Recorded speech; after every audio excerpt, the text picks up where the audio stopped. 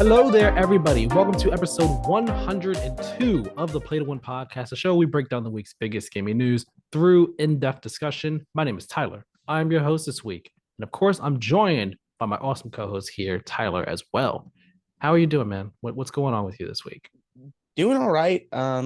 Not play well, it's been a hectic week, but we have not played a lot of video games. So get prepared for a light week where we definitely if you think I feel like the podcast is kind of breezy and we banter a lot, but get prepared for that times 4 this week. Get prepared for you probably will see if it's an insanely short one because the news did not do us any favors this week. Yeah, it was, we typically say in the past, oh yeah, light news week. This will be, No, won't this be is that like bad. as This light as it is gets. this is definitely like this is not like the expected light news week, at the beginning of the year, end of the year news week type thing. Like that's expected, is what it is. This is that like just partway through the year. We got it. We got one thing really. That's about it. Yeah, part of me worries too, like for the ensuing weeks. To be clear, there's basically no news this week. The one article we have is purely rumors, right? Still an Is interesting one, this the nonetheless. calm before the E3 window storm? And like, is the only news we're gonna get for the next what, like 5 weeks ish, gonna be just leaks? Are we gonna be I leak dependent the next 5 weeks? I hope not. I don't think that's going to be the case. I think this is just one of those outlier weeks where it's like, man, it's super dry. I don't think it's going to be just like leaks Is it gonna be because, leaks and games closing down? oh dear gosh, I hope not. Because I hope not. that's been the other theme, is just all these online games that were like, oh yeah, people play that. I forget. Shutting Well, down. we got Jedi coming up. We got We do have Jedi Zelda coming mid up. May as well. We have more stuff coming out Redfall this beginning of month May. too, right? I thought there was like, Dead hold on, Island 2 as I'll well in look it up. April.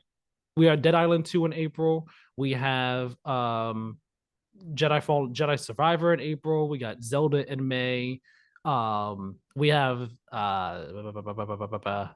there's a couple things. Redfall beginning of May as well, like I said. So Yeah, Redfall. there's things happening. I know Just in that. terms I feel like there's one game I missed because there was a game I could have sworn that I was like, oh yeah, I want to play that. live alive. I No, not well, I do want to play Live. Oh, we've got for me, I think it was I do want to play Advanced Wars 1 and 2 Reboot Camp. Oh And yeah. then also I keep on forgetting about Burning Shores.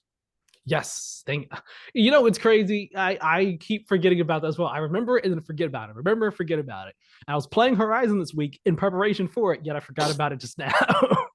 That's wow. You can Yes, also that is play wow. if you have if you only have an Xbox or you don't want to pay for Ghostwire Tokyo. It's coming, I assume, to Game Pass because it's coming to Series X and S on April 12th. Yep. So I mean, same day, same day. So look at that. There's stuff coming up, but this week, as we have said, it is a light news week. But the only story that we're going to be talking about this week is the rumors slash reports about PlayStation's new gaming handheld that they have in the works. It's a very interesting, fascinating topic to say the least. Subscribe to the channel on YouTube and on podcast services. Hit that notification bell as well. That way as soon as episodes go live, and leave that 5-star review. Sorry, my What cat's scratching at the window for no apparent reason. I saw you side eye. You were sitting here like, huh, what are you doing over there? What's going on? They're not allowed And, to scratch at the window. They're not allowed to claw for freedom. no, I these cats have a good life. They would be dead in the wild. I don't know what they're clawing outside for. They want to go to the outside world. My They cats are want not tough. they want to go to explore the Pride Lands. Okay, Well, one would survive, and she's not the one scratching out. She's always the one that's fine. because she knows what's out there. She's like, I know what's out there. I'll be fine. We I don't don't need. think so. Yeah. Let's talk about PlayStation's next gaming handheld, though. We got a report from Insider Gaming again, from Tom Henderson again, known, notable industry insider leaker of sorts. he's reporting with another PlayStation leak here that PlayStation working on a new gaming handheld codenamed the Q Lite. Now, people have been wondering and asking, Sony, make a Vita 2, make a Vita 2, bring back the Vita. This is not the Vita 2. I was about to say, this ain't it, folks. This is not the Vita 2. We talked last week about the failures of PSVR 2. Let's talk about the future failure of whatever the fuck this is going to be called. Yeah. We use inbred cousin. I'm not feeling too optimistic about this. Let's talk about it. What is the Q Lite? Q Lite, apparently, according to Tom Henderson, it is a device that will require a PS5 because it uses the system's remote play feature to stream games. So it's not cloud streaming, it's just doing the remote play, direct streaming from your console right to your device, your handheld. Streaming will be up to 1080p and 60 FPS, and the Q Lite will need to have a constant internet connection. I mean, if you're only streaming, that makes sense, but still there. Real quick, one more thing, just one more piece of information, or two pieces actually, because I know you want to say something, and I know you got to take, and I'm ready to hear it. But let's just lay this all out real quick. All right. All right. So, early prototypes of the Q Lite are showing that it looks like a DualSense controller, and it has an 8-inch LCD touchscreen in the middle of it. It's going to have the same haptics and adaptive triggers that the DualSense has, and a headphone jack, speakers, volume buttons, everything you'd expect on a handheld. And it's reportedly set to release after the rumored PS5 that has a detachable disc drive, but before the PS5 Pro, which is rumored to be releasing by the end of 2024. It's a lot to take in. Yeah. So let's just get the dumbest one. Oh, they're all, I don't want to say they're all dumb. There's like this one, it's a spectrum. There's one like on the one end that just makes sense spectrum. There's the Pro. Whatever. It's fine. It's inoffensive. It exists. We established it last time. I think I went on the record as being like, I didn't think there would be one. I think it's a little weird that Sony's doing it again, but ultimately harms no one. Then there's the one where it's like, I understand it. I don't like this. And I don't like that it'll be successful. And that's the diskless drive. And we can talk about the sad decay of physical media, even though like I know it's always hyperbole when people are like, physical media is dead, because it'll always exist. But like, I do not want to have to go to limited run to buy physical games. You know what I mean? Like, yeah. I want them to still keep printing standard ass regular ones. Right. And for the record, I also think that the detachable disk drive system is kind of silly. Like, if you want the disk drive, get the disk drive. If you don't, get the digital. If you think you might want the disk drive, get the disk drive system. Like, just do that. Yeah, and Kyle Boston kind of hit the nail on the head with his video about it, where he was just like, there's never been a successful console or like video game adjacent, a thing that plays video games with a detachable disk drive. But that's kind of the point, is like Sony doesn't want the disk drive to be successful. Like, they want you to just like not give a shit. Like, it's there to purely appease the people that are just like gonna be mad that it doesn't exist. Because it sounds like this may just be replaced, like from the reports, that this would be replacing the PS5s in general. Yeah. Yeah. So go out and buy there's a lot of them made, but they're over time for sure. There may be a rarity to these versions of the PS5s. And I talked last week about Sony. If you let VR2 destroy Astrobot, I'm also going to go on the record, Sony, if you just ditch physical and Xbox stays physical, Sony can go fuck themselves. I'm absolutely not doing that next generation. But then there's the one that just makes zero sense on the broad end, on the other end of the spectrum here, which is, why would anyone with 4 brain cells go buy a Sony branded whatever this is, we use inbred cousin, when you can just go get a backbone with your iPhone or whatever, and it's $100 and it exists right now. It does the exact same fucking thing. Like, I do not understand what Sony is doing here. They're trying so badly to tip their toes into like, we're kind of making a handheld, but not really at all. And then like they've had a successful relationship with Backbone, and this just seems like it's like walking all over that, all to be made fun of and dunked on in 5 years. Like I truly, this is the dumbest business decision I've ever seen. Exactly. That's why I'm asking the question. Like, I read this news and I was like, what do we, wait, what? Why? Huh? And that's why I have the question here. Like, who is this for? Who is this for? Because it's not like it's not like Sony is like, all right, we're having a cloud streaming service and this will be cloud. This is our cloud streaming handheld. It's like, no, this is remote play, a handheld dedicated to remote play, which you can already do on your laptop. There's already a remote play app for phones. You can already, as you said, they have the backbone, which you could buy for your phones to do remote play with on your phone. What is the reason behind this? And I've struggled to wrap my brain around it. Is it because they want you more keyed into the Sony PlayStation 5 ecosystem? I mean, maybe, but again, in order to do remote play, period, you need a PS5, period. So if anyone does remote play on their phones, they still need a PS5 to do it. I don't understand the rationale behind this specific device. Is it to try and capture some of that Nintendo Switch, the handheld market that people are trying to jump in on after seeing the success of the Switch and the Steam Deck? Are they trying to do that with a PlayStation branded handheld? Maybe that's what it is I without going the full step of making a dedicated handheld that they have to support with dedicated software and so on and so forth. Maybe that's what it is, but this just seems like a weird half measure between going handheld and a cloud streaming device that doesn't really serve a purpose right now. Yeah, no, this is dumb. And like, don't get me wrong, making a Vita 3 would not be smart either.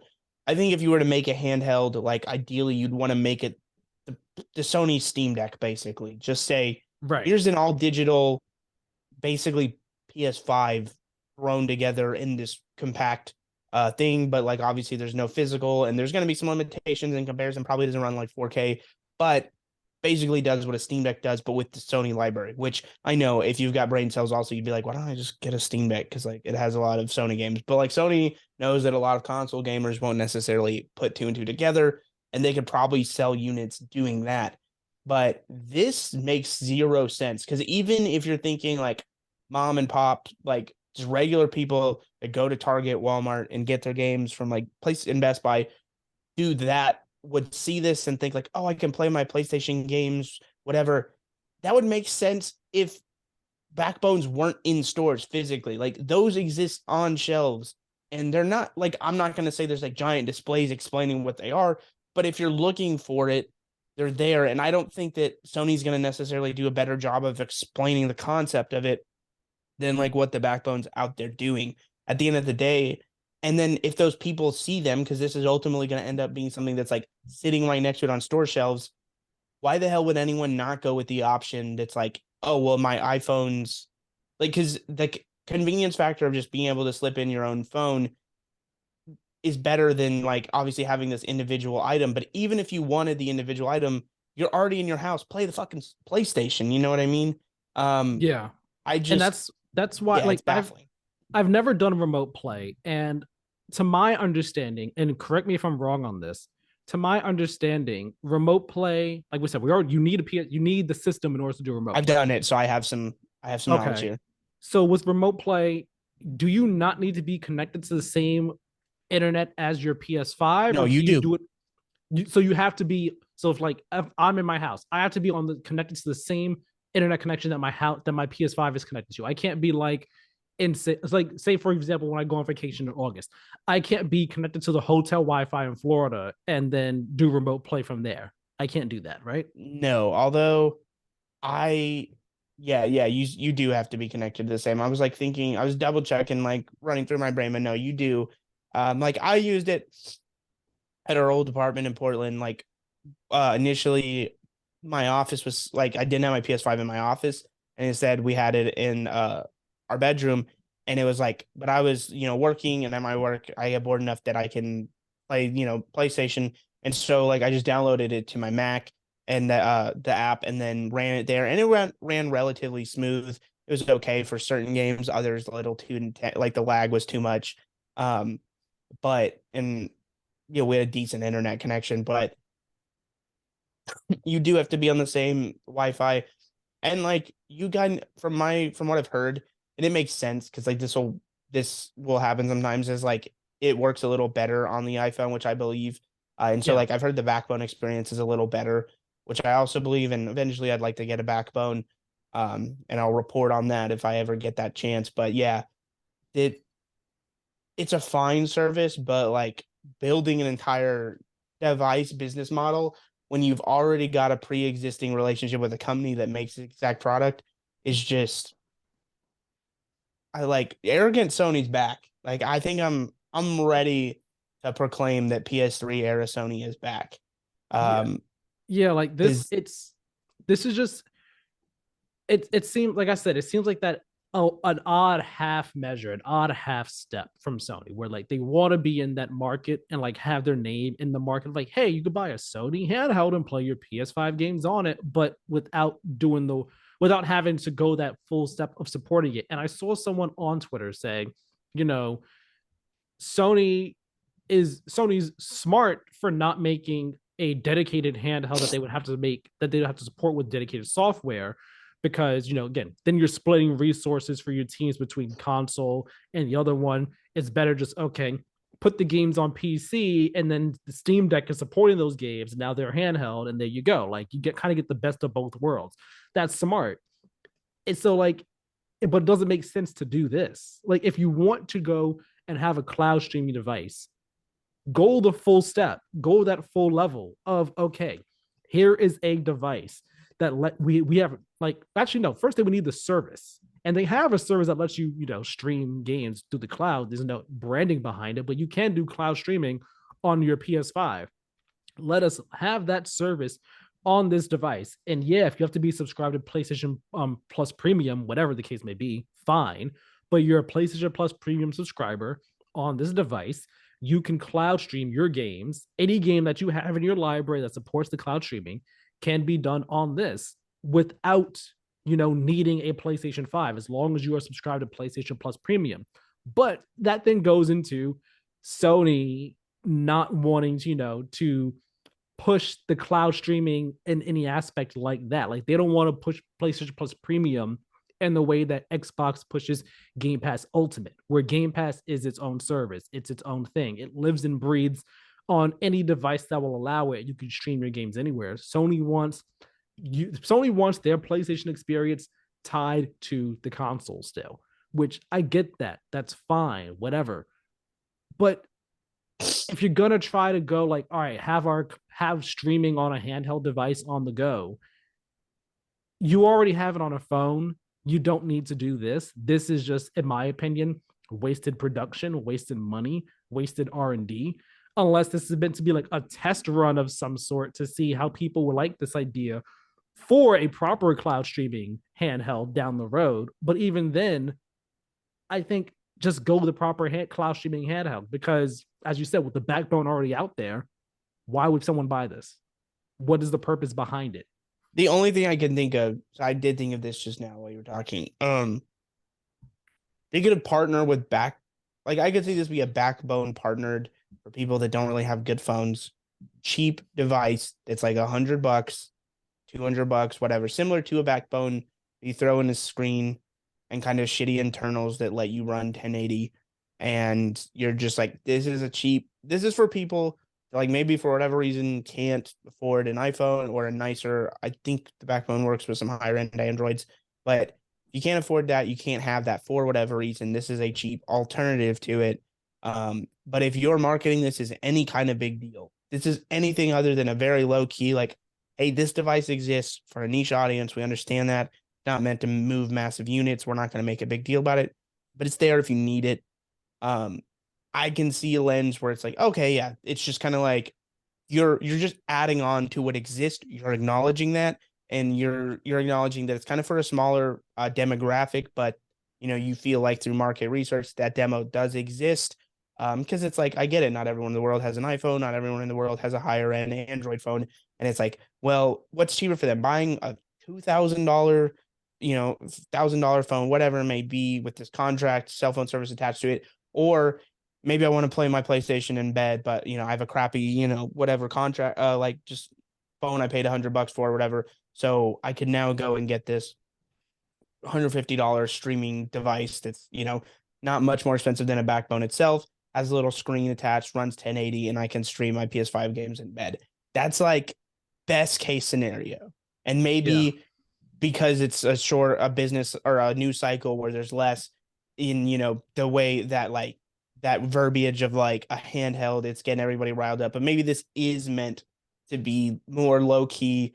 That's like the best faith reading of it I think you can take. But like, and that would show some self awareness on Sony's part. They make a big deal about this at all. It's like, oh, you guys are just a bunch of idiots.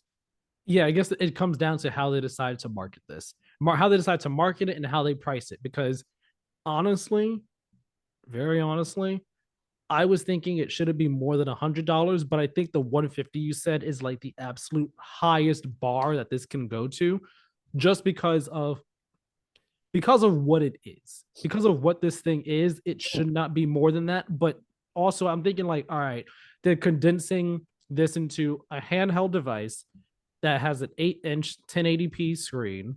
It could do, and it has the Yeah, internals of it the had DualSense controllers. So like, there's gonna be money behind it. I wouldn't be surprised if it ends up touching $200 or so, but like, it it's going can't to be be a much failure more at expensive. 200, I think. It cannot be more expensive than $200. It I think cannot. 150 would be the sweet spot because again, it'd be a substitute for the backbone for people that don't have a higher end handheld phone or a phone, because you just go, oh, like my phone kind of sucks. This backbone's $100, or this thing's kind of made for this, and I kind of, that's fine. I'll just buy this for 150, and it's the same size. It's creating the same, it's creating the exact same experience as a backbone. But if you're trying to like compete or replace the backbone, like it's just dumb on so many business levels. Yeah, it's weird. It's very, very weird. It's probably, like you said, I don't think it's a thing of trying to replace the backbone. At least I would hope it's not, because why would you do that? I think it is more of meant to be an additive thing for that handheld market, where maybe you don't like playing games on your phone, period, Now, because phone screens aren't 8 inches big, so maybe you prefer having a bigger screen, an actual the gamepad of sorts to play on and stuff. the dumb video game collector and video game historian in my head absolutely will wait till this thing bombs, clearance is out of $50, and go buy one to just that keep in box and be like, hey, got 10 years from now, I'll be like, remember this little failure? Real quick question before we move on from this. I forgot who wrote it. It might have been GameSpot, might have been Polygon. I don't remember who wrote this, but I saw this on Twitter this week.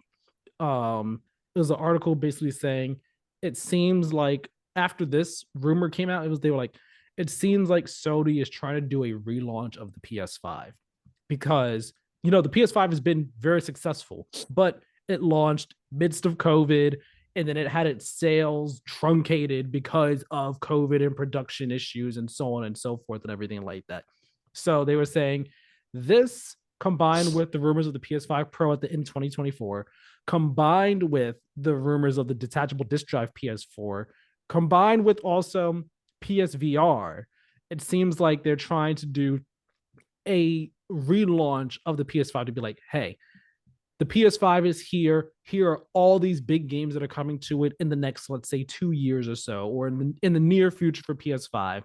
And here are all these other experiences that you can get in the PS5 ecosystem, whether it be in VR, whether it be with a better console at the end of 2024, whether it be through streaming your games on the go, whether it be on a phone or on this handheld device. All of this, all of this is part of PS5. Come join PS5. We were here before. We're really here now, and it's easy to buy all of these things. You don't have, there's no issues trying to find it with supply or whatnot. Do you buy into that? Because I kind of do. I Yeah, kind of buy into that. I think it sounds like a very Sony ass decision. And like these aren't things they do in shorthand.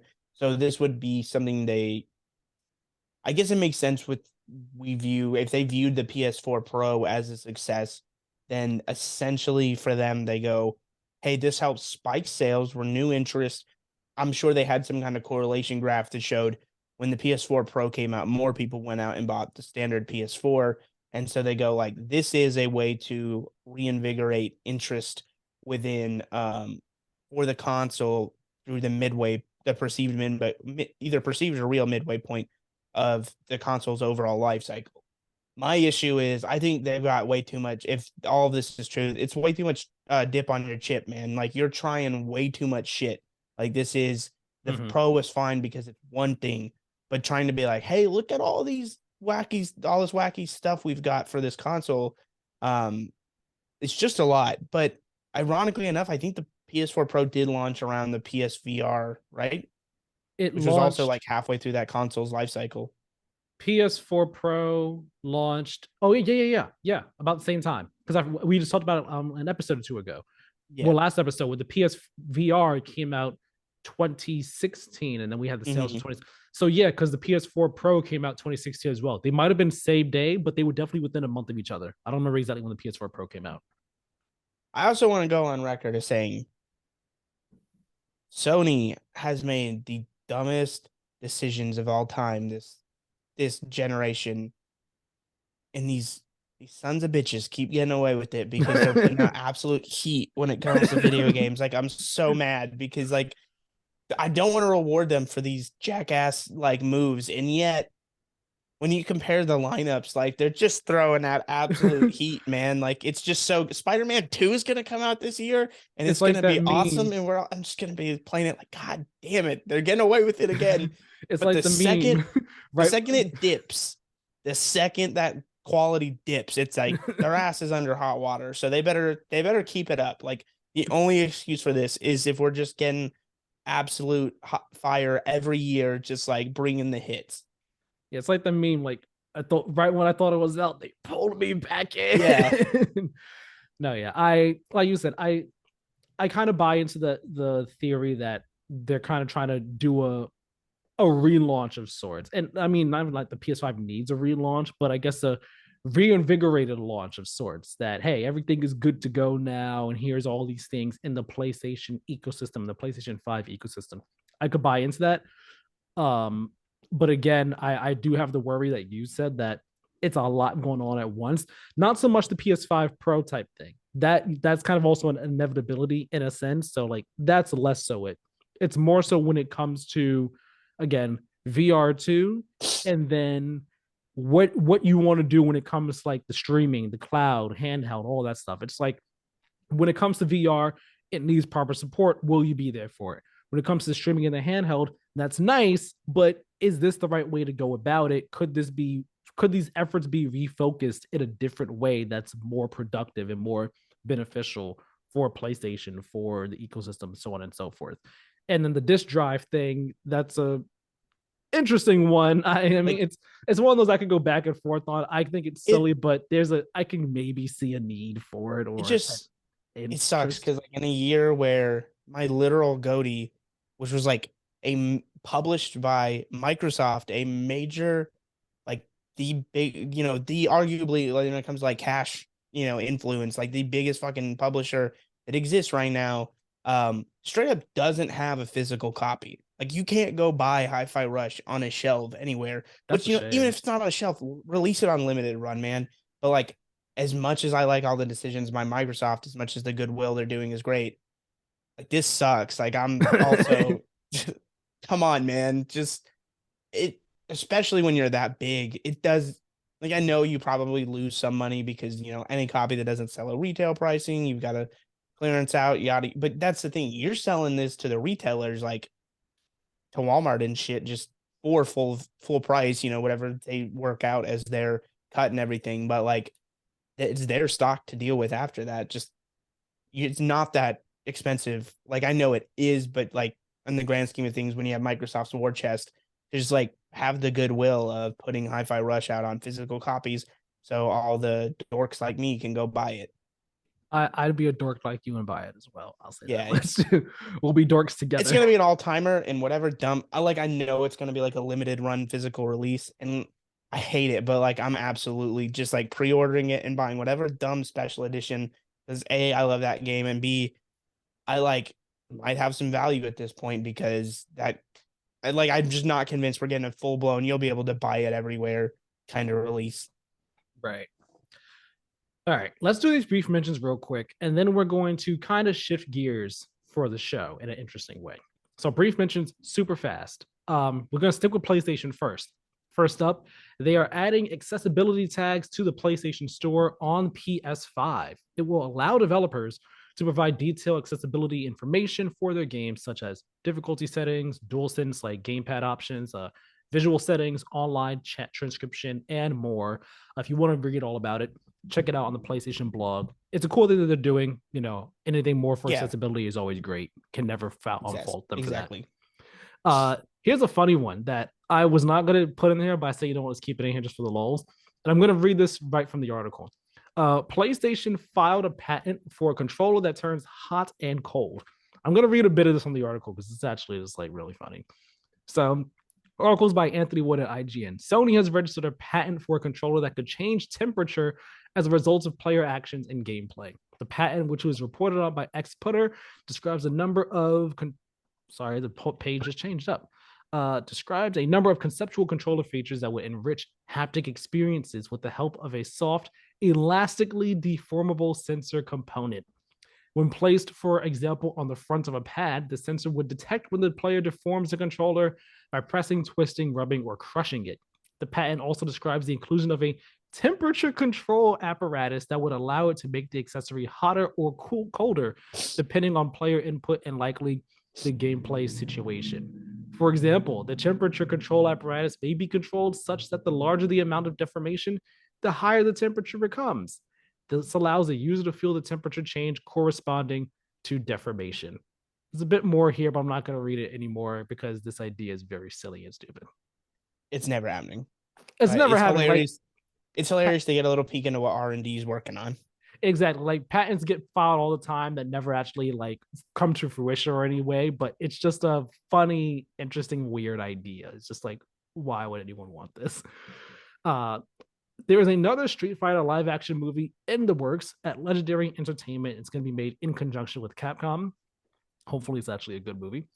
The Final Fantasy Pixel remasters are coming to Switch and PS4 on April 19th, and these versions will let you switch between the original music and new music, change the font to something resembling the original pixel type font, and adjust like random encounter rates, guild experience, and ATB speed, so on and so forth.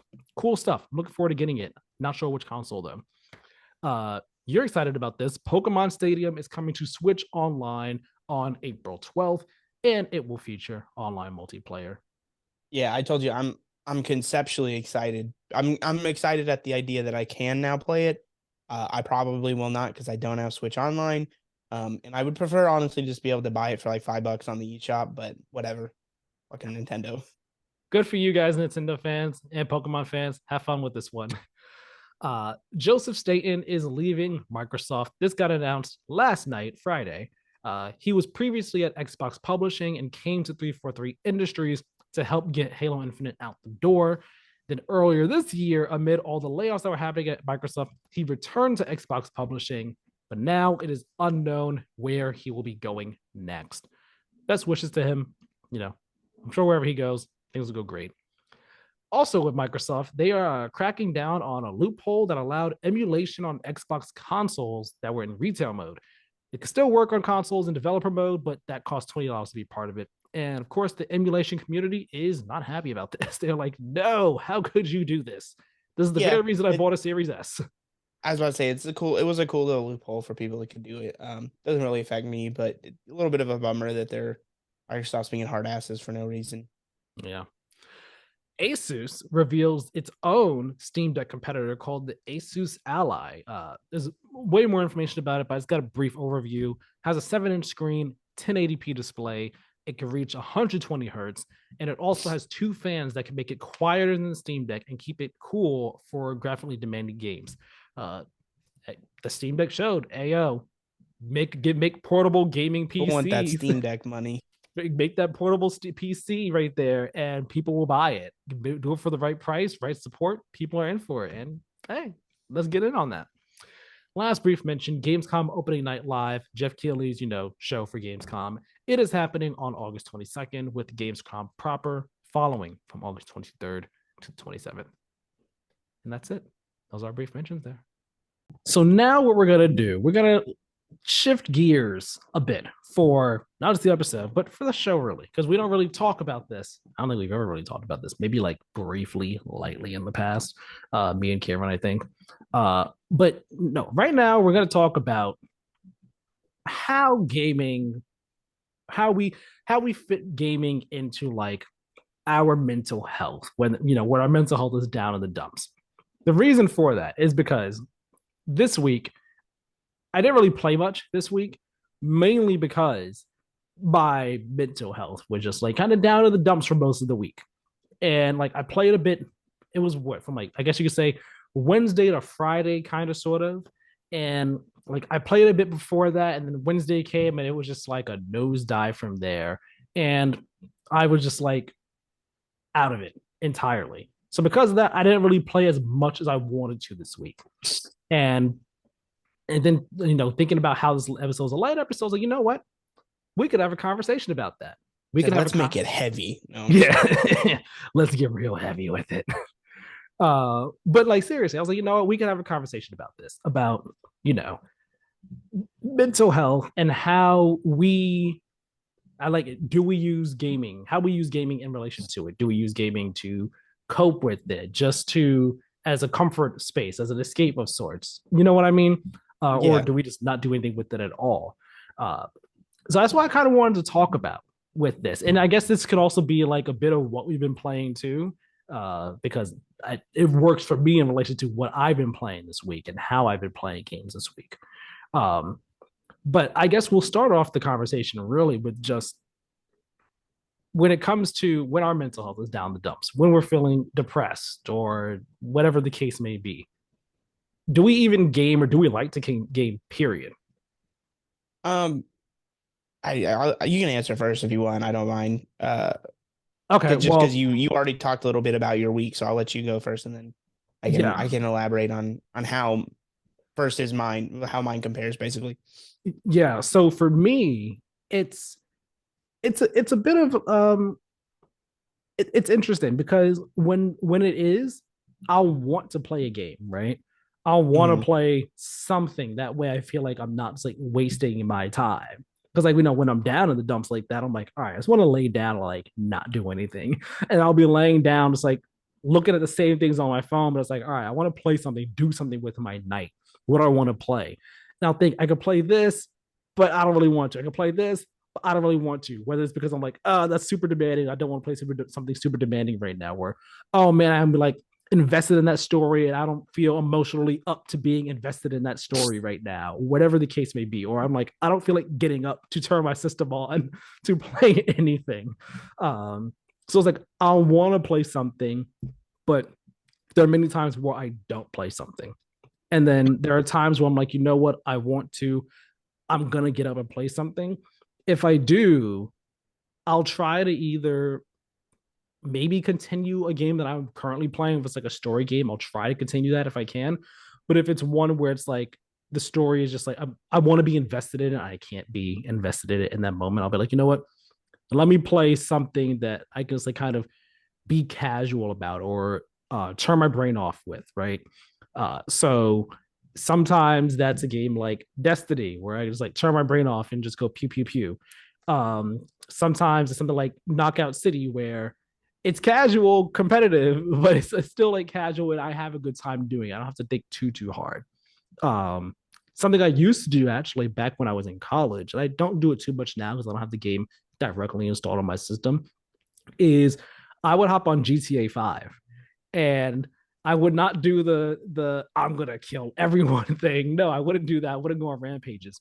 I would just literally hop in my car and drive to the highway and drive the highway all around, just literally drive the highway all around the map over and over and over again. Put the game on mute and just like play some music and just do that for however long I felt like doing it because it was just like a way for me to just, I guess, You're aware the escape. driving's the bad part of that game, right?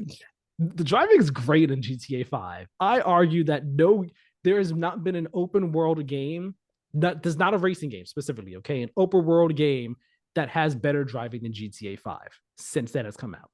I would argue that. And I don't think many people would disagree with me on that, I except for think you. I would just argue that all driving in open world games is bad. That would just be my counter.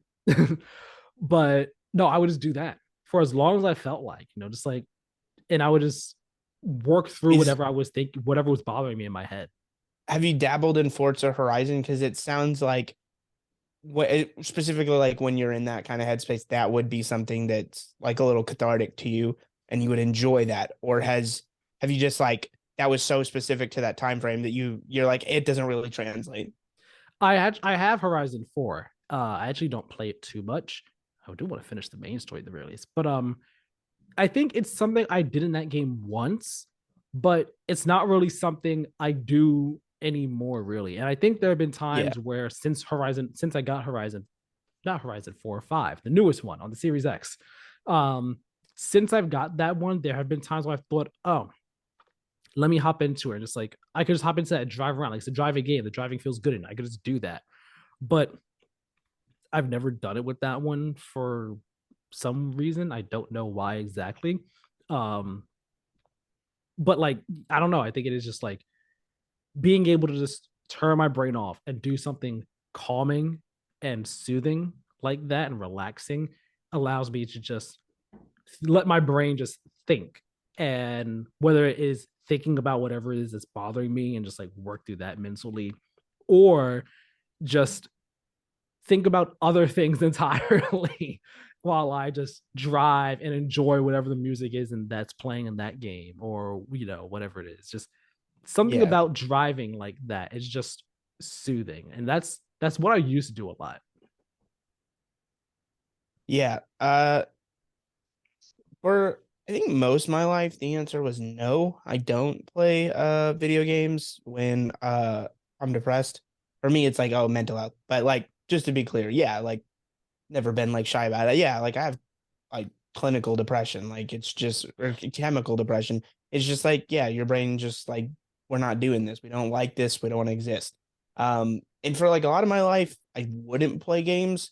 Even though I like video games, like it is like you said, you just don't want to do anything. And the act of even playing a video game in those moments is like that's my brain's version of being productive right now. As I've gotten older, I've gotten a little bit better. I think for a long time, I would just play those like play background games essentially, whether it's a podcast game and you're working through that way or music or whatever. Like, yeah, there's a reason I have 1,000+ hours in Fortnite and Overwatch. It's because it's just like easy to not think for me and play those games. Like muscle memory, twitch reflexes. Not that I'm like great at Fortnite, but I am pretty good at Overwatch, or I was at Overwatch 1. And so it's like, especially that, like, I just like a lot of, because you're not playing comp, you're playing, by yourself or by yourself, but you're just jumping in the queue. And then, doing all right, whatever, just listening to music, listening to a podcast and not caring. But I do think I like the last year and a half, 2 years, I've tried and made the attempt to be like, go play something that like you haven't played, because even though like the act of booting it up sometimes is like tedious and laborious, and it's like you just don't want to do it, like you're like going against your brain's wishes. It does feel better when, and it can backfire if like the game kind of sucks or it's whatever and you're just walking through the motions. But if it works, you get that little kick of dopamine, and it's like Mhm. it's now competing with the chemical depression, and it's like, hey, like doesn't necessarily change the sadness or the point that like you're at, but at the same time there's this other ongoing thought that like if you're now into it and you're invested, you're like, yeah, this is right, video games do kick ass, like this is Mhm. actually pretty rad. So I try and do that, and it's like I'm not saying I do it every single time, but definitely like I think it's helped this year especially. I've, even though I didn't play anything this week other than like catching up to where I was at in Fallen Order of like an hour in. um like I've beat a lot of games this year, and that's part of the reason why is it's just like, nope, let's start it. And I do think Game Pass is helpful for that, especially because then there's the anxiety of like, well, what game do I play? And Game Pass makes it a little easier to just be like, well, just download this. If I hate it, I can delete it. So there is that element helps instead of like swapping out the disc and blah blah blah. Someone that Yeah. just complained about the lack of physical. There are conveniences and advantages to digital. I'll never deny that. I want them to coexist. Um, so yeah, that's where it's at for me more is just like the answer is no for a long time. Then it became yes, but I just play these games and now like I'm trying to force myself to just be playing something new constantly because it kind of helps in that sense. Yeah. And then it also gives you it like when I'm depressed, having tasks to complete helps. That's why like I Yeah. do a lot of cleaning. Because it's like, okay, I just do this and maybe I'll feel better. And you get me personally, I get that little checklist the same way the video games work, which is on your brain, which is why it does help to start those new games if and you get into them because it has that checklist mentality. It's the dopamine of like every little box getting ticked and being like, well, I beat this thing now. This is an accomplishment of sorts. Um, and it's like even looking at my list now, like think I've beat like 7 or 8 games already this year. Or no, Nice. I think I'm on 9 or 10. Nice. Nice. So it's like, yeah, having that, and whenever I get to the end of the year, it'll be like, well, there's definitely some bad moments there, but look at this long list of things I beat, and it's beyond even just the beating. Like there is like experiences to a lot of them. Some of them you look at them and you're like, oh, it was just fun, but others are like, oh yeah, made me feel X kind of way.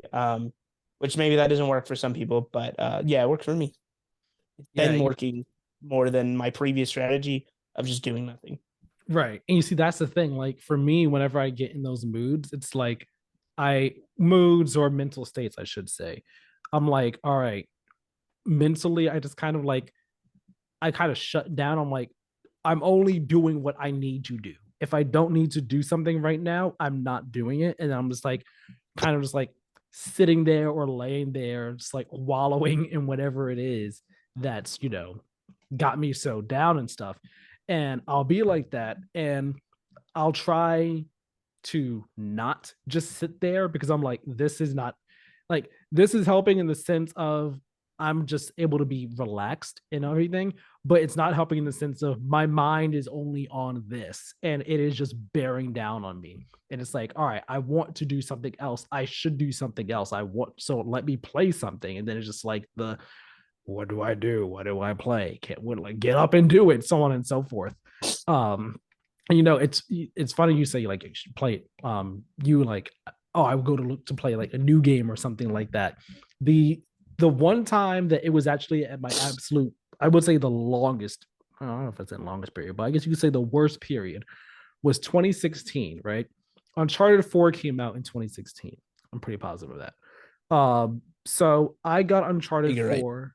Was it April or May when it came out? I don't remember exactly, but I think it was April, but I could be wrong. Okay. All I know is I finished school for the year, came back home, and I was playing Uncharted 4 here at home, right? So I know this because like I finished the semester would end at the end of April, so I'd be back home beginning of May, end of April. So I'm playing Uncharted 4, and at like this point in time, like mood was in the absolute mentally was in the absolute shitter, like absolute worst that possibly could have been for the time. And I was like, no, I'm playing Uncharted 4 because I want to play Uncharted 4, but looking forward to it and all like that. And I had a good time with it. But like, I'm doing the final boss fight and I'm like, this is cool, this is fun, but everything sucks right now. This is the absolute worst. And then after I finished Uncharted 4, enjoyed the game and everything, I did not touch a single video game until like August, September, until I went back to school. Like after that, I was like, I just couldn't bring myself to play anything because of just where I was. So I just binged all of The Office and all of Parks and Rec on Netflix at the time because that's where they were. And I was like, this is what I need to do right now because I just couldn't bring myself to play anything. And then when I got back to school, I think at some point during that summer, I had told myself, take a break from games. I don't know if there was anything I wanted to play anyway. I'm sure there was, but I was like, I just need a break from certain things. And then I was like, when I go back to school, that'll be when I, start playing something again, anything. I don't know what it'll be, but that'll be when I play something again. And then I got back to school, and I don't think it was like right away, but it was shortly after I got back to school when I turned on my PS4 to play a game, and I played a game. And I don't remember exactly what the game was. Maybe it was Kingdom Hearts. But I was playing something. And while it wasn't like this, oh boy, this is amazing type thing, it was like returning back. That was a sign of me returning back to normalcy, because it's not normal for me to not play games, especially for multiple months at a time of my own Yeah. choice. So that was like a bit of a return to normalcy. And then from there, like over the summer, things were getting better and better and better, like bit by bit, day by day. But I think that was a sign or the moment for me where I was like, okay, things are really getting better now. And like I never regretted taking away that time from playing anything, because I was like, I don't want to play anything right now. Like, I couldn't bring myself to play anything because I was like, nothing is going to make me feel better right now. I don't want to play any games. I was like, I just need to literally turn my brain off and just watch something. And that is what I will do until I finally Yeah. felt comfortable and up to playing something. And that was just kind of how I went about it and all. It was interesting. It was an interesting period of time, to say the least. Yeah. I don't think there's a wrong answer. It's more about knowing your brain and how it functions, and like what what does it need, what does it need or want, because I sometimes, like I said, with my brain, those are kind of like they don't necessarily coincide. It wants to do nothing. What it needs actually is the stimulation. Um, Mm-hmm. because for me, it's less like I've tried the relaxing background stuff, and it's like that doesn't work. And I mean, I know the reason why, and it's like, you've ever seen BoJack Horseman? There's an episode I have season 4, not, I but I think. hear so many people talk about how good that show is. There's specifically an episode where it gives you like an insight to how his brain works. It's like we're hearing his conscience narrate the entire episode. And basically, like he's constantly insulting himself, talking shit about himself. It's like the way it's drawn and animated is like wonderful, because it's like very almost not quite schizophrenic, but it's just hectic and constant. And it's like these voices that are just like negative will not shut up. And it's like that's definitely an amalgamation. It's a similar experience for me. And when you're just doing something soothing or whatever, that voice just gets louder, versus like when you're doing something that's stimulating, that kind of quiets the voice. And you also have that, like, because you get that dopamine, you get that, like, I did do something productive. It's almost like this counter argument against your internal, brain's own logic. You're like, I can't necessarily be true if I'm out here doing things.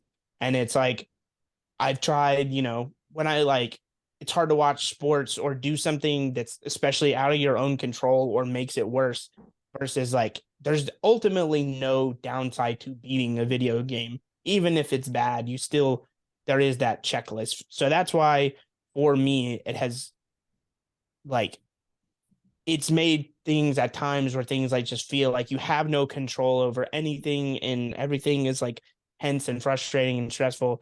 And it's like you at least you completed this, you got to experience this, you got to go through that, and you now get to put it on a checklist, and nothing can never be taken away from that. It's at least something. And maybe it's not, the end all be all. It's not like, oh, it fixes and everything's great, but it is, like I said, it's cathartic. There's ultimately something that helped you get through even just a day or 2 days or however long it may be. Now, to be clear here, I'm not advocating, if you're like, I'll try that strategy, do not go play something that is incredibly hard.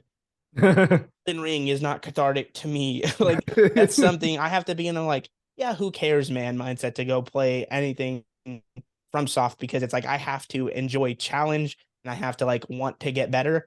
And like when I'm in that mood, it's more just like, listen, man, we just need to complete something. You know what I mean? We don't, Right. it's okay if there's a little resistance, you're gonna die. It's not like saying, oh, I gotta play on easy mode. But like, yeah, 100%, I'm not down to get my ass whooped 100 times, because then that voice is winning. That voice is 100% like, I fucking told you. You suck. That was my phone right there. Not my phone. It's fine though. It's not broken. We're good. Well, and that's like kind of like a good segue of sorts into the next thing, which is like my comfort game, talking about my comfort game, but then also bleeding into a bit of like what we've been playing this week, right?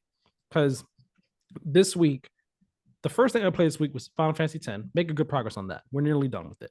Not playing it more. I only played it 2 days. Actually, I didn't play it at all this week. I played it Saturday and Sunday, but not Monday or Tuesday because my girlfriend was packing because she went away for the week. So she's on vacation. um, but so I played a bit of Dying Light too on like Saturday, Sunday, Monday. I played a bit of it as well. I think I did some Tuesday too. Um, and that game is interesting. It's an interesting game. Like I'm enjoying the parkour and everything like that. Um, and like I don't know, there's some jank to it. There's jank to it in terms of like I think I told you before, there are visual glitches that I've seen where I'm just like, okay, like it's fine, whatever, just weird visual glitches.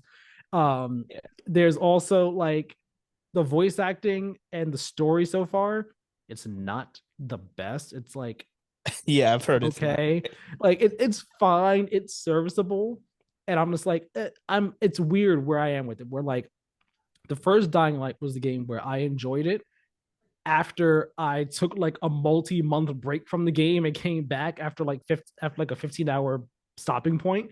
After like, I played about 15 hours, stopped for months, came back to it, and then it clicked for me. And this one is kind of on the same trajectory where it's like it's fine, but it's not clicking yet. Where I'm like, oh, I'm super into this. But that could be because there's so many other games I want to play that I'm looking forward to. I'm like, this is just a stopgap game right now. I want to play these other things.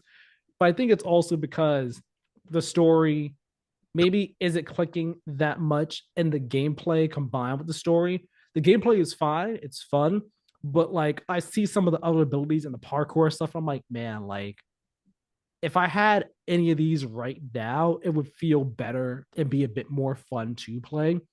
But as I've been going through it more, I've been like trying not to push so much against those things and try to like, all right, this is what it is, accept this and enjoy it. And I've been enjoying the, it's kind of like the brain go burr for me, where I'm like, I just want to Yeah. kill zombies and run around and everything.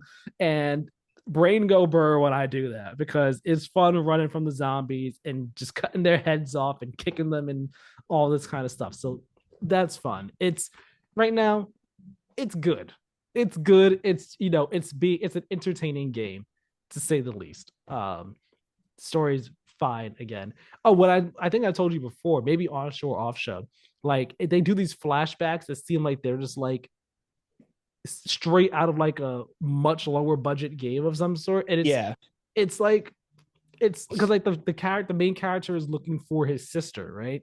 And like he has these flashbacks, these moments of it, like him and his sister in their childhood when they were like being experimented on by doctors or something.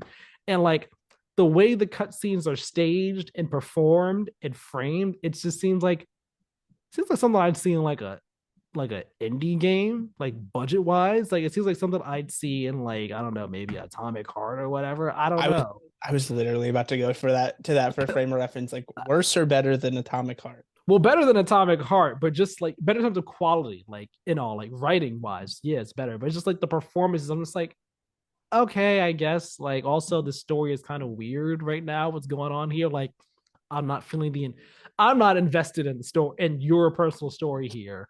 But maybe I will as things go on. I'm curious to see where it goes. Um, but overall, like Dying Light 2, fine. So we get past Monday and Tuesday with Dying Light 2. Then we get to Wednesday where I'm like, all right, I want to play Horizon. And this is the day where everything just like started going downhill for me mentally. And it was like, I wanted to jump into Horizon Forbidden West to get my feet wet, shake the rust off, reacquaint myself with Horizon before Burning Shores comes out because I know Horizon is a tough game and I can't just jump into the DLC after a year of not playing and expect everything to go swimmingly. I need to Oh, but I will. you're gonna have a bad time. I'll tell you that much because That's where you pause the menu and you go to easy mode. You said, you know actually, what?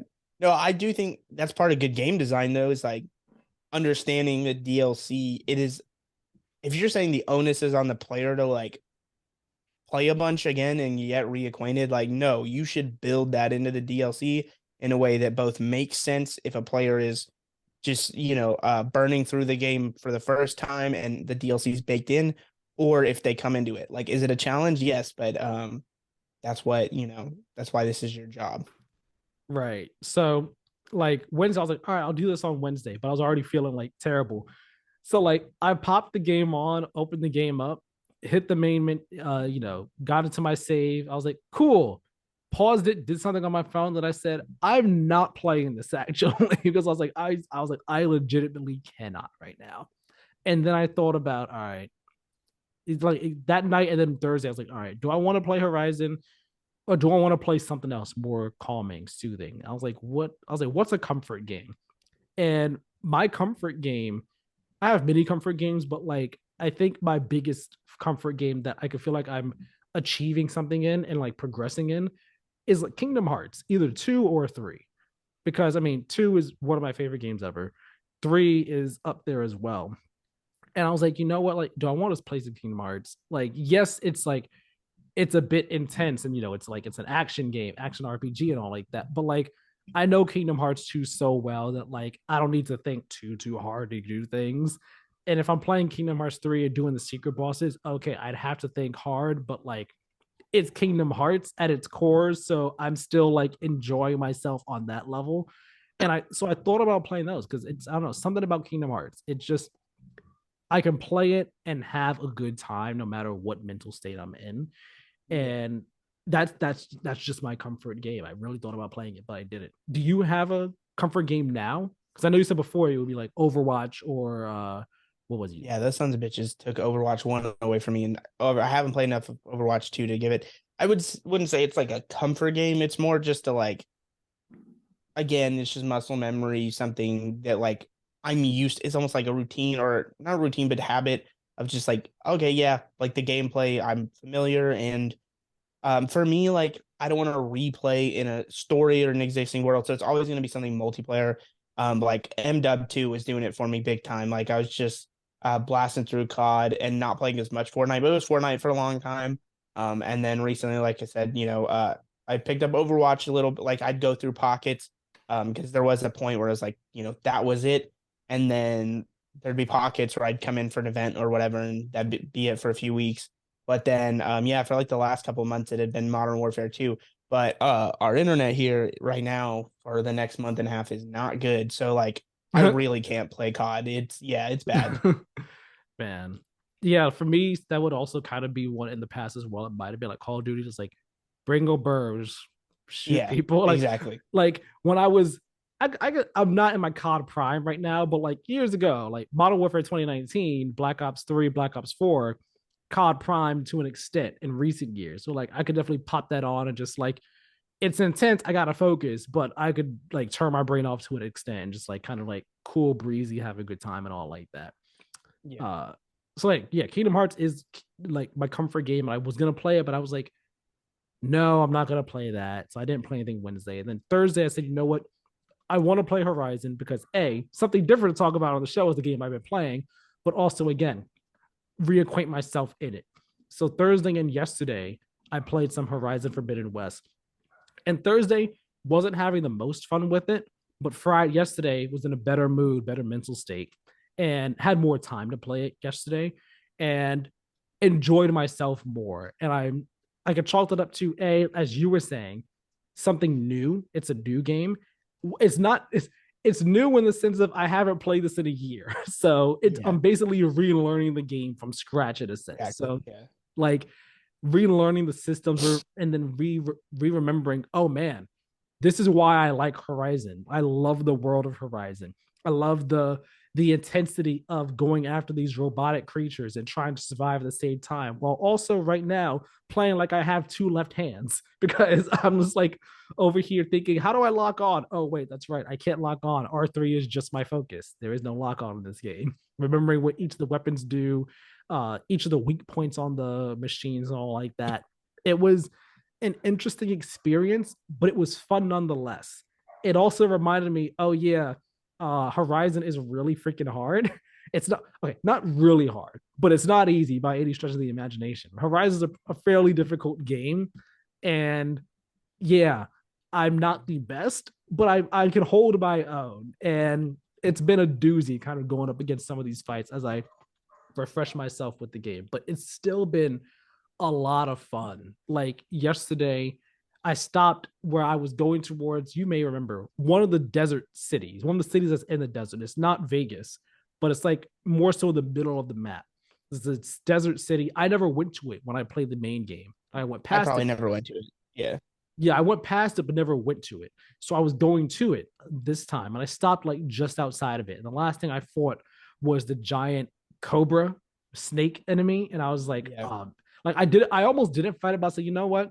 We're gonna end the night on a challenge. Let's do it. Let's take this thing down, and just went up against it, and I had a great time, even though I was getting knocked around and all like that. Like it was fun, and having that fun at the end of this mental slump was really nice. And I think it was it would have been nice having that type of fun with any game.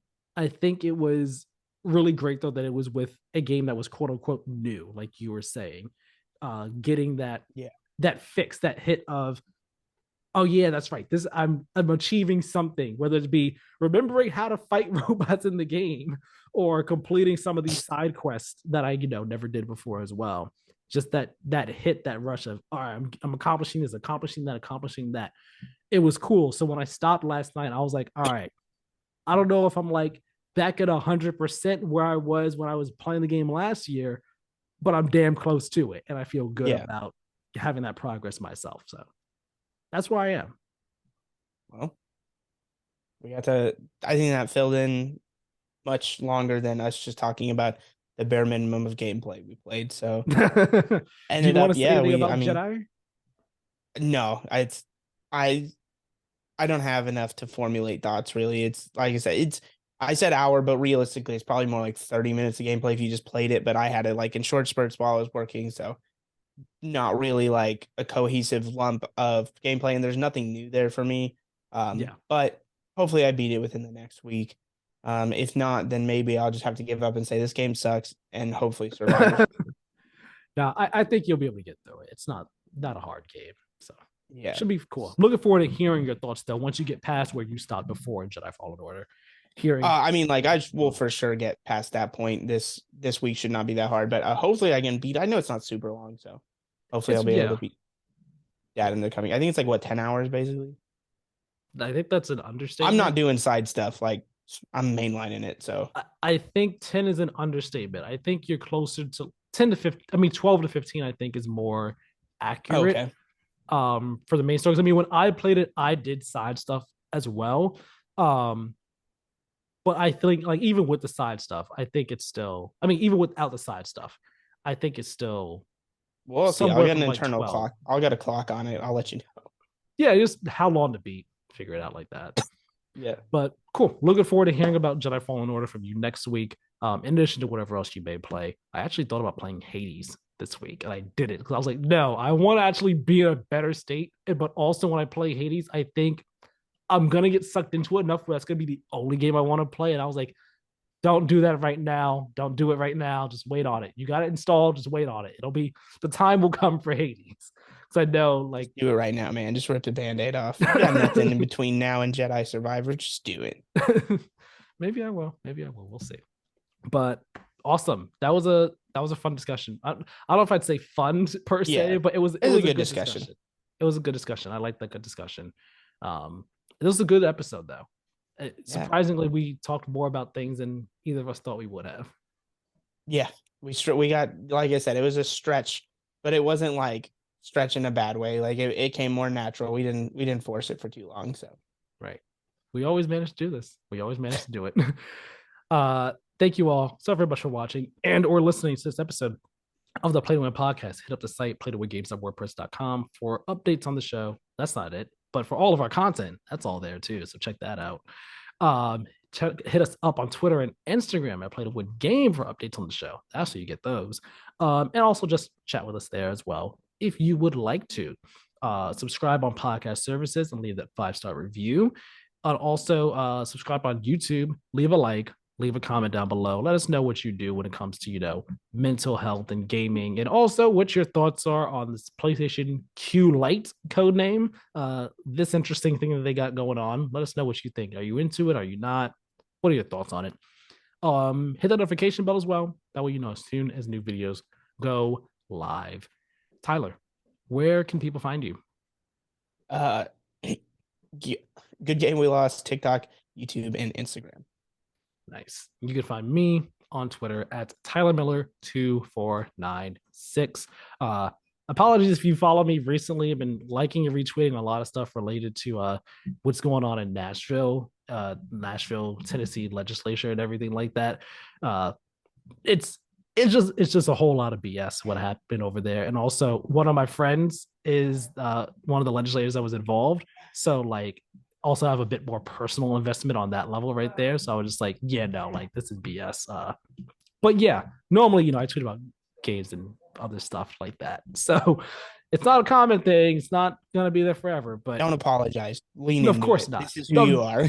Exactly. Like I care. I care about certain things. Like I'm not a very political person, but when something comes across my eye, I'm like, wait, hold up, nah. Like I feel super passionately about it, then like it's gonna be there. So is what it is.